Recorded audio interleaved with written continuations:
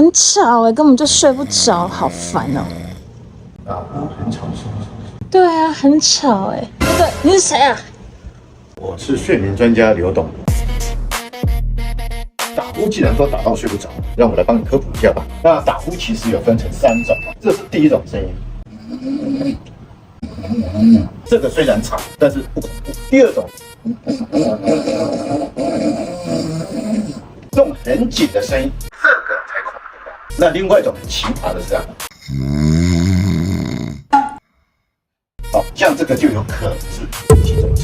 打呼的成因是因为我们的气道是椭圆形的，仰睡的时候呢，我们气道放松，它就坍塌下来，我们空气的流速就会加快。那产生的气道震动的这个声音呢，就叫做打呼。当我们侧睡的时候，气道就变成纵向的，那它塌下来的时候，气道它是通的，所以我们仰睡容易造成这个打呼。